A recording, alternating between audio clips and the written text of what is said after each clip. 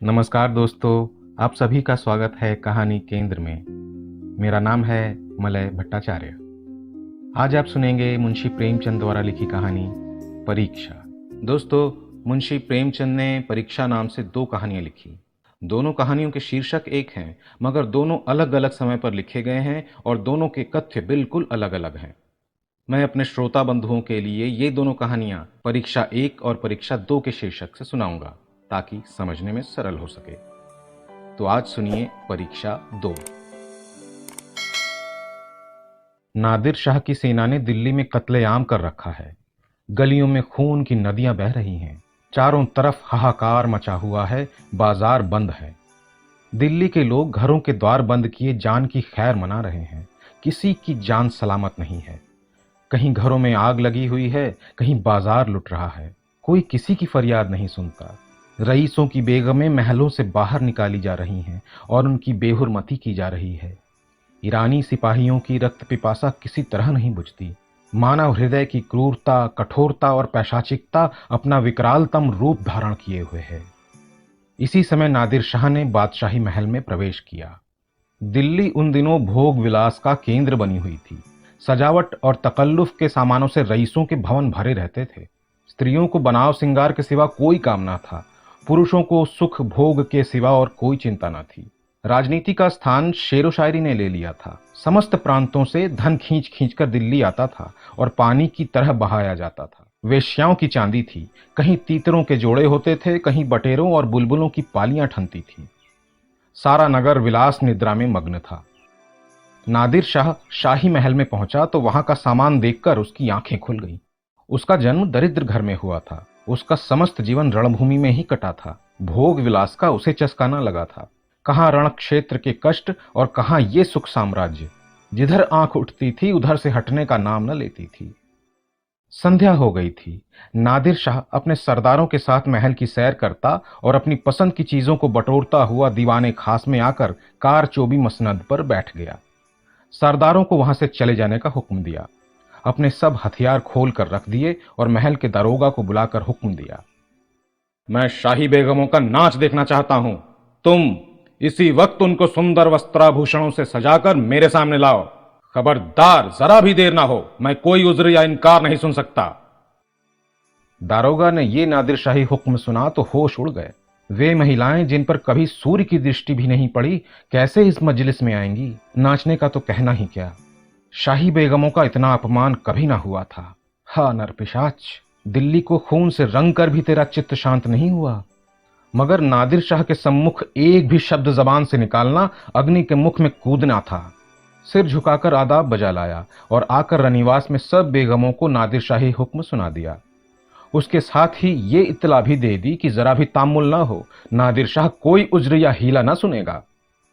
शाही खानदान पर इतनी बड़ी विपत्ति कभी न पड़ी, पर इस समय विजयी बादशाह की आज्ञा को शिरोधार्य करने के सिवा प्राण रक्षा का अन्य कोई उपाय नहीं था। बेगमों ने ये आज्ञा सुनी तो हदबुद्धि सी हो गई। सारे रनिवास में मातम सा छा गया। वो चहल पहल सब गायब हो गई। सैकड़ों हृदयों से इस अत्याचारी के प्रति एक शाप निकल रहा था। किसी ने आकाश की ओर सहायता याचक लोचनों से देखा, किसी ने खुदा और रसूल का सुमिरन किया, पर ऐसी एक भी महिला न थी जिसकी निगाह कटार या तलवार की तरफ गई हो। यद्यपि इनमें कितनी ही बेगमों की नसों में राजपुतानियों का रक्त प्रवाहित हो रहा था, पर इंद्रिय लिप्सा ने जौहर की पुरानी आग ठंडी कर दी थी। सुख भोग की लालसा आत्मसम्मान का सर्वनाश कर देती है। आपस में सलाह करके मर्यादा की रक्षा का कोई उपाय सोचने की मोहलत न थी। एक एक पल भाग्य का निर्णय कर रहा था। हताश होकर सभी ललनाओं ने पापी के सम्मुख जाने का निश्चय किया। आंखों से आंसू जारी थे, दिलों से आहें निकल रही थी, पर रत्न जटित आभूषण पहने जा रहे थे। अश्रु सिंचित नेत्रों में सुरमा लगाया जा रहा था और शोक व्यथित हृदयों पर सुगंध का लेप किया जा रहा था। कोई केश गूंथती थी, कोई मानो मोती पिरोती थी। एक भी ऐसे पक्के इरादे की स्त्री न थी जो ईश्वर पर अथवा अपनी टेक पर इस आज्ञा का उल्लंघन करने का साहस कर सके।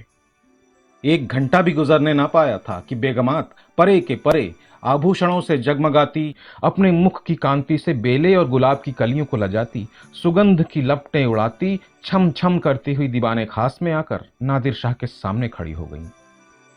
नादिर शाह ने एक बार कनखियों से परियों के इस दल को देखा और तब मसनद की टेक लगाकर लेट गया। अपनी तलवार और कटार सामने रख दी। एक क्षण में उसकी आंखें झपकने लगीं। उसने एक अंगड़ाई ली और करवट बदल ली। जरा देर में उसके खर्राटों की आवाजें सुनाई देने लगी। ऐसा जान पड़ा कि वो गहरी निद्रा में मग्न हो गया है। आध घंटे तक वो पड़ा सोता रहा और बेगमें ज्यों की त्यों सिर नीचे किए दीवार के चित्रों की भांति खड़ी रहीं। उनमें दो एक महिलाएं जो ढीठ थीं, घूंघट की ओट से नादिर शाह को देख भी रही थीं और आपस में दबी जबान से कानाफूसी कर रही थीं।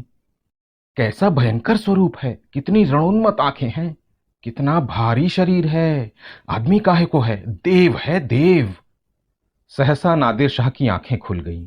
परियों का दल पूर्ववत खड़ा था। उसे जागते देखकर बेगमों ने सिर नीचे कर लिए और अंग समेटकर भेड़ों की भांति एक दूसरे से मिल गईं।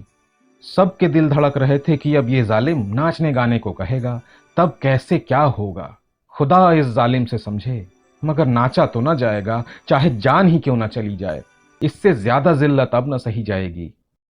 सहसा नादिर शाह कठोर शब्दों में बोला, ऐ खुदा की बंदियों, मैंने तुम्हारा इम्तिहान लेने के लिए बुलाया था और अफसोस के साथ कहना पड़ता है कि तुम्हारी निस्बत मेरा जो गुमान था वो हर्फ ब हर्फ सच निकला। जब किसी कौम की औरतों में गैरत नहीं रहती तो वो कौम मुर्दा हो जाती है।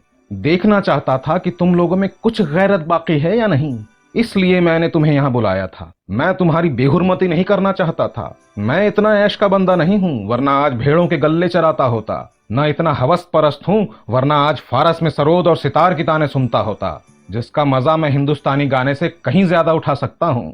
मुझे सिर्फ तुम्हारा इम्तिहान लेना था। मुझे ये देखकर सच्चा मलाल हो रहा है कि तुम्हारी गैरत का जौहर बाकी न रहा। क्या ये मुमकिन न था कि तुम मेरे हुक्म को पैरों तले कुचल देती? जब तुम यहां आ गई तो मैंने तुम्हें एक और मौका दिया। मैंने नींद का बहाना किया। क्या ये मुमकिन न था कि तुम में से कोई खुदा की बंदी इस कटार को उठाकर मेरे जिगर में चुभो देती? मैं कलाम पाक की कसम खाकर कहता हूं कि तुम में से किसी को कटार पर हाथ रखते देखकर मुझे बेहद खुशी होती। मैं उन नाजुक हाथों के सामने गर्दन झुका देता। पर अफसोस है कि आज तैमूरी खानदान की एक बेटी भी यहां ऐसी न निकली जो अपनी हुर्मत बिगाड़ने वाले पर हाथ उठाती। अब ये सल्तनत जिंदा नहीं रह सकती। इसकी हस्ती के दिन गिने हुए हैं। इसका निशान बहुत जल्द दुनिया से मिट जाएगा। तुम लोग जाओ और हो सके तो अब भी सल्तनत को बचाओ, वरना इसी तरह हवस की गुलामी करते हुए दुनिया से रुखसत हो जाओगी।